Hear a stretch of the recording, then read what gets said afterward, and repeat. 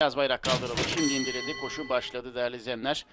Toplu bir çıkış oldu. İlk metrelerde dediğim anda 2 numaralı Şirin Ahmet yaklaşık 20 metre geride başladı koşuya. 2 numaralı Şirin Ahmet 20 metre geride kaldı.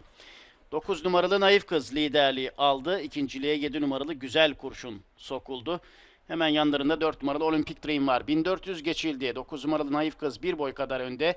İç kulvarda Derman Idıla, dışında 1 numaralı Remember Me, hemen dışında Güzel Kurşun öndeki Naif Kız'ı kovalıyorlar.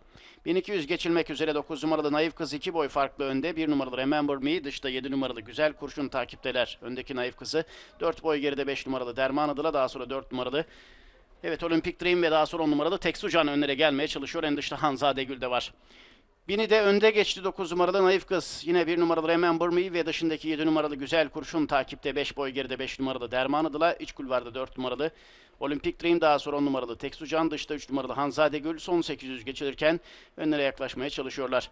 9 numaralı Naif Kız lider, fark 1,5 boy. 1 numaralı Remember Me takipte, son 600'e doğru gidilirken farkı azalttı bu taş. 3 boy geride 7 numaralı Güzel Kurşun, 4 boy geride Olympic Dream, dışında Derman Idıla. 5 boy geride Tik Tak önlere gelmeye çalışıyor ve son düzlüğe çıkmak üzere taylar.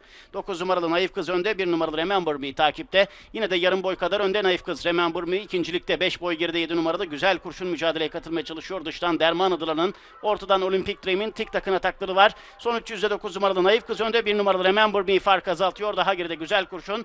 Dıştan 11 numaralı Tik Tak'ın atakları olsa da 2 tay ön planda. En dıştan yine 7 numaralı Güzel Kurşun ve Derman Idılan'ın atakları var. İç kulvarda Naif Kız, dışında Remember Me. En dıştan 11 numaralı Tik Tak etkili geliyor. Son 100'e doğru gidilirken rakiplerine yaklaşıyor Tik Tak. Remember Me önde, dıştan 11 numaralı Tik Tak çok etkili geliyor. 11 numaralı Tik Tak Hasan Demirtaş'la koşuyu kazanıyor. 1 numaralı Remember Me ikinci, 9 numaralı Naif Kız üçüncü, 5 numaralı Derman Idıla dördüncü oldu. İkinci koşu 11 numaralı Tik Tak Hasan Demirtaş'la kazandı.